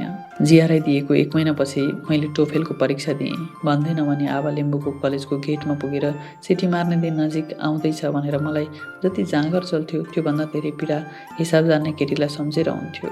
मैले टोफेलको परीक्षा दिएको 1 महिना नबित्दै कोरोना भाइरसको महामारी आयो। संसार ठप्प भयो। चीनदेखि भारत, युरोपदेखि अफ्रिकासम्मका सरकारले आफ्ना नागरिकलाई घरभित्रै थुने। पढ्न विदेश जाने त परको कुरा, नेपालमा पनि आफ्नै गाउँ जान नपाइने नियम लगाइयो। मलाई पहिलोपटक जिन्दगी यति अनिश्चित छ र प्रकृतिका अघि मान्छे यति कमजोर छ भन्ने बोध भयो। एकजनालाई कोरोना देखिन साथ लकडाउन गरे पनि नेपालमा कोरोना दिन 2 गुणा रात 6 गुणा बढ्न थाल्यो। हामी स्वास्थ्य मन्त्रालयले हरेक दिन गर्ने भर्चुअल ब्रिफिङ सुनेर हजारौं संक्रमित थपिएका र दर्जनौंको मृत्यु भएका समाचार लेख्थ्यौं। अस्पतालमा बिरामी भुइँमै सुतेका, अक्सिजन नपाएर छटपटाइरहेका, अन्तिम सास फेर्नु अघि पनि आफन्तले निधारमा हात राख्न नपाएका, बितिसकेका मान्छेलाई सेनाले प्लास्टिकमा बेरेर गाडेका दृश्य त कति थिए कति। पछि कोरोना हाम्रै अफिसमा आइपुग्यो। घरबाटै काम गर्नुपर्ने भयो। मलाई मनमा नै डर लाग्थ्यो। यो कोरोना भन्ने चिज मलाई पनि हुन सक्छ र म पनि मर्न सक्छु। यो जिन्दगीमा मर्नुभन्दा अघि मलाई हिसाब जान्ने केटीलाई अन्तिम पटक सरी भन्नु थियो। माफ दिने नदिने त उसको कुरा। मैले एक दिन उसको मोबाइल नम्बर डायल गरेँ। उताबाट कोही केटा मान्छेले हेलो भन्यो। को बोल्नुभयो? यो शबनमको नम्बर होइन? मैले सोधेँ। म उनको बुबा बोलेको। बुबा नमस्ते, म शबनमको साथी हो, जरुरी कुरा गर्नु थियो, मैले भने। उसलाई दिनुस् न। तपाईँलाई थाहा छैन र? उनी त बुबाले वाक्य पुरा गर्न सकेन। किन? के भयो र? कोरोना भएको थियो। यो वाक्य सुनेपछि मोबाइल मेरो कानबाट झर्यो। संसार पुरै अँध्यारो भए जस्तो लाग्यो। मैले निधारमा हात राखेर सोचेँ, यति छिट्टै छोडेर जानु रहेछ र त उसले मलाई त्यति धेरै माया गरेकी रहेछ। सुत्नलाई मोबाइलमा वाइफाई अफ गर्न लागेको बेला नयाँ इमेलको नोटिफिकेसन आयो। आबा लिम्बूले रिप्लाई गरेकी थिए, म नेपाल आइसकेकी छु। मलाई पनि तिमीसँग कुरा गर्नु छ। मिल्छ भने भोलि लन्च खाने गरी मेरोमा आऊ। उसले आफ्नो मोबाइल नम्बर पनि त्यहीँ लेखिदिएकी थिए। अर्को दिन बिहानै मैले उसको नम्बरमा फोन गरेँ। ऊ भक्तपुरको एउटा कोलोनीमा बस्ती रहेछ। गुगल म्यापमा नक्सा हेरेँ। नुहाइधुवाइ गरेँ, दारी काटेँ, सर्ट प्यान्टमा आइरन लगाएँ। उसलाई अब म धेरै सुध्रिसकेँ भन्ने पार्नु थियो। अफिसमा आज सन्चो छैन भनेर बिदा मागी उसलाई भेट्न हिँडेँ। मोटरसाइकलको एक्सिलेटर बटारिँदा मलाई लागेको थियो म यस्तो परिवर्तन भएको देखेर आबा लिम्बू कति चकित पर्ली। आजसम्म उसँगको सम्बन्धलाई मैले जङ्गलको जस्तो छोडिदिएको थिएँ। जे हुन्छ हुन दिने। झारपात उम्रियौँ। पानी नपाएर बिरुवा मरे मरौँ, डढिलो लागे लागोस्। जसरी ऋतुसँगै नयाँ पालुवा पलाउँछन्, पहेँलिएर खस्छन् र अर्को साल फेरि पलाउँछन्, त्यसरी नै सम्बन्धलाई पनि चलिरहन दिनुपर्छ जस्तो लाग्थ्यो मलाई। अब भने म यो सम्बन्धलाई फुलबारी बनाउने निदोमा पुगेको थिएँ। दिनदिनै पानी हाल्ने, बेला बेलामा गोडमेल गरेर नचाहिने झारपात उखेलेर फाल्ने अनि सधैँ हेरिरहँ जस्तो लाग्ने सुन्दर बनाउने। 7 वर्षको पर्खाइले मलाई सिकाएको थियो, मनको माया मनमै नराखी भनिहाल्नु पर्दो रहेछ। कोटेश्वर पुगेपछि मोटरसाइकल रोकेर बाटो छेउको फुल पसलमा छिरेँ। एउटा बुके किनेँ। उसको अपार्टमेन्ट नजिकै पुग्न लाग्दा सोचेँ, पोहोर साल रिपोर्टिङका लागि इलाम जाँदा मैले झापाको चारालीबाट उँभो लागेपछि उसलाई कति मिस गरेँ पनि भन्छु। केही दिन अघि कन्याकुमारीमा होटलको कोठाको झ्यालबाट समुद्र देखेका बेला मैले उसलाई कति सम्झिएको थिएँ। यी सबै कुरा आबा लिम्बूलाई जस्ताको तस्तै सुनाइदिन्छु। कोलोनीको गेटमै ऊ मलाई लिन आएकी थिए। मोटाएकी रहेछ, धेरै उज्याली पनि भएकी। मोटरसाइकल रोकेँ। मलाई लागेको थियो मैले बुके दिएपछि ऊ मलाई कसिलो अँगालो हाल्नेछ। उसले मुस्कुराउँदै बुके समातेर भने, बुढो भएछौ? कसको? मैले सोधेँ। उसले जवाफ फर्काइन। कहिले आएको? खबर खाबर केही छैन त? त्यस्तो तालले कसरी चल्छ? मैले भने, बुहारी नआउने भए त उतै जा डिपेन्डेन्टमा भन्दै हुनुहुन्थ्यो आमाले। ऊ हाँसी मात्र। जाउँ माथि भने म उसको पछि लागेँ। हामी मिटिङ हलको सोफामा बस्यौँ। चिया कफी के खान्छौ उसले सोधी। लन्च खुवाउन बोलाएको होइन र मैले भने। तिमी त अझै उस्तै छौ जस्तो छ। किन तिमी बदलियौ र मैले भने। तिम्रो कन्जर्भेटिभ पत्रकार कति सुध्रेको छु भन्ने बिस्तारै बिस्तारै थाहा पाउँछौ। उसले जवाफ दिइन। बस्दै गर चिया लिएर आउँछु भनेर गई। म भित्तामा टाँसेका फोटाहरू हेरिरहेको थिएँ।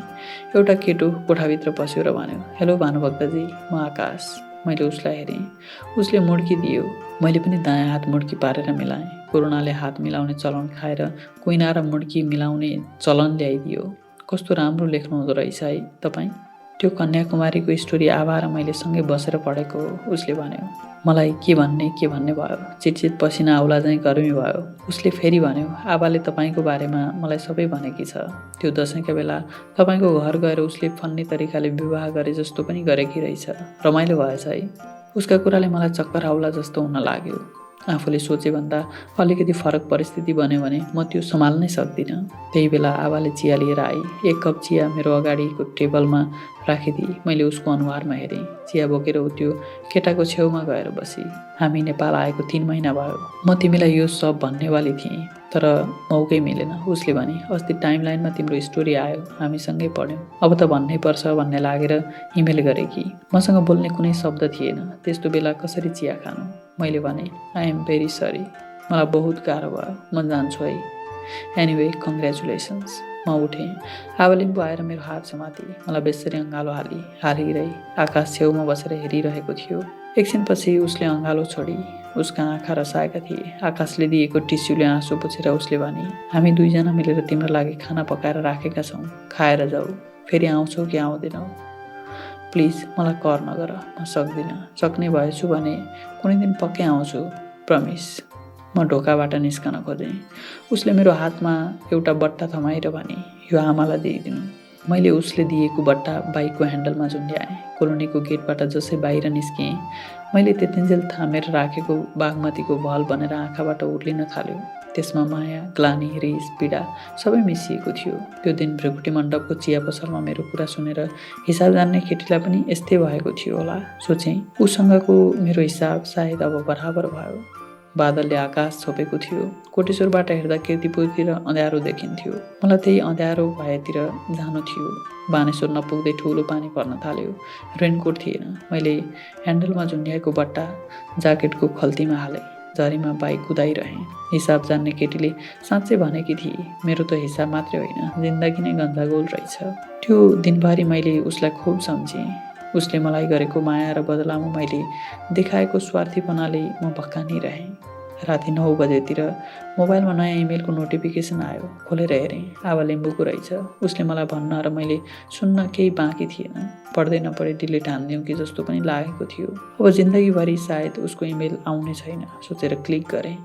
उसले लेखेकी थिए, मिस्टर पत्रकार, मलाई थाहा थिएन तिमी मलाई यति धेरै माया गर्छौ भनेर। तिम्रो लागि त म सिर्फ बसमा भेटिएकी एउटी उताउली केटी थिएँ। तिमीले आफै भनेका थियौ, म त कन्जर्भेटिभ छु, लभसपको चक्करमा पर्ने होइन, खानदानकी केटी हेर्ने हो, बाबुसँग हात माग्ने हो, अनि उसैसँग विवाह गर्ने हो। सुरुमा त लाग्थ्यो यो सब तिमी मजाक गरेर भनिरहेका छौ। जब मैले त्यो डमीको फोटो पठाएँ, तिमीले मलाई सिधै बेस्या बन भनिदियो। त्यसपछि मलाई तिमी जे भन्छौ साँच्चै त्यस्तै छौ जस्तो लाग्न थाल्यो। सरी भनेर एउटा इमेल पठाउँदैमा तिम्रा शब्दले मेरो मनमा लागेको घाउ निको भएन। मेरो मनको घाउ निको पार्न तिमीले थप केही गर्न जरुरी नै ठानेनौ। नयाँ ठाउँ, नयाँ परिवेशमा म एक्लै थिएँ। हरेक दिन म तिम्रो फोन आउँछ कि वा नयाँ इमेल आयो कि भनेर हेर्थेँ। कहिल्यै आएन। तिमीलाई त अर्काको चित्त दुखाउन मात्र आउँदो रहेछ, बुझाउन आउँदो रहेनछ। मान्छेहरू ढुङ्गालाई भगवान सम्झेर पुज्छन्। तिमी त मान्छे हौ, कुनै दिन सुध्रिन्छौ होला भन्ने लागेको थियो। त्यही विश्वासको डोरीले बाँधेर राखेकी थिएँ आफ्नो मन। जुन दिन आकाशलाई भेटेँ, त्यो दिनदेखि त्यो विश्वासको डोरी बिस्तारै मक्किन थाल्यो। आज जसलाई तिमीले भेट्यौ, ऊ आकाश हो, आकाश गौतम। ऊ तिमी जस्तै अचानक भेटिएको थियो। एक्लै विन्टर भ्याकेसन मनाउन हिँडेका हामी रेलमा भेटिएका थियौँ। ऊ पब्लिक एडमिनिस्ट्रेसनमा मास्टर्स गर्दै रहेछ। सुरुमा हामी साथी भयौँ। कुरा गर्दै जाँदा थाहा भयो तिमीमा जे कुराहरू म खोज्थेँ ती सबै कुरा उसमा छन्। ऊ फिलोसोफिकल टाइपको मान्छे थियो, अर्कालाई धेरै सम्मान गर्ने।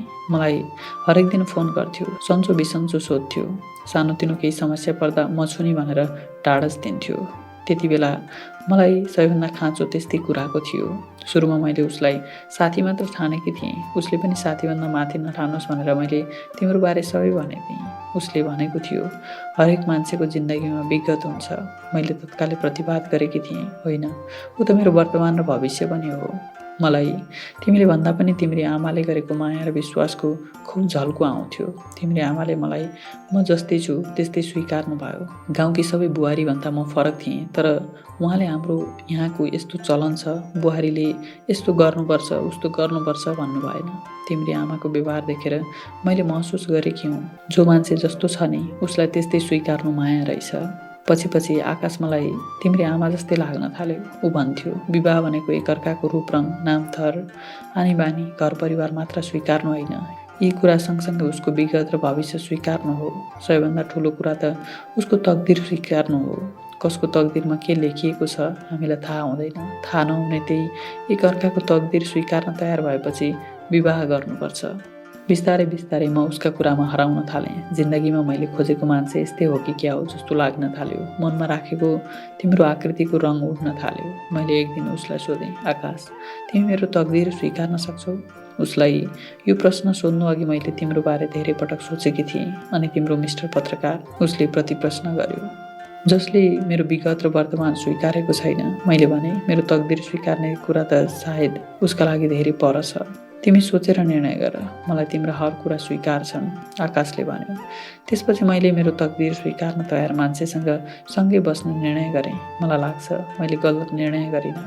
एउटा कुरा भने अहिले पनि कहिलेकाहीँ सोध्छु, जुन दिन तिम्री आमाले मेरो निर्णय थाहा पाउनुहुनेछ उहाँलाई पक्कै नराम्रो लाग्नेछ। आज तिमीलाई अँगालो हालेर रोएको म आधा तिम्रो लागि हो, आधा तिम्री आमाको लागि हो। किनकि उहाँसँग यो जिन्दगीमा मेरो अब सायदै भेट होला। भेट भएछ भने पनि उहाँको मनमा म प्रति भएको विश्वास टुटिसकेको हुनेछ। तिमीलाई दिएको बट्टामा मैले उहाँलाई सानो उपहार राखिदिएकी छु। दसैँमा घर जाँदा त्यो लगिदिनु र मेरो तर्फबाट भनिदिनु, आमा, म तपाईँको माया यो जुनीभर कहिल्यै बिर्सने छैन।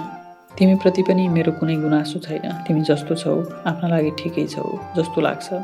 एउटा सुझाव चाहिँ छ, अहिलेसम्म मैले बुझेको कुरा भौतारिएर जिन्दगीमा कहीँ पुगिन्न। जिन्दगीको अर्थ भौतारिनुमा होइन, विधिमा बस्नुमा छ। तिमी पनि अब धेरै भौतारिएर नहिँड, घरबार गर। उसको इमेल पढेर मैले ल्यापटप बन्द गरेँ। रातको 12 बज्न लागेको थियो। कोठाभित्र साह्रै गर्मी भए जस्तो लाग्यो। छतमा गएँ। चकमन्न रातमा कहीँ टाढा भ्यागुताहरू कराइरहेको सुनिन्थ्यो। झर्नलाई तम्तयार बादलले आकाश भरिएको थियो। मैले आबालिम्बुको पर्खाइमा बिताएका 7 वर्ष सम्झेँ। हिसाब जान्ने केटीलाई सम्झेँ अनि आकाशतिर हेरेर भने, ओ आबालिम्बु, कसै कसैको तकदिरमा त भौतारिनु मात्रै लेखेको हुँदो रहेछ।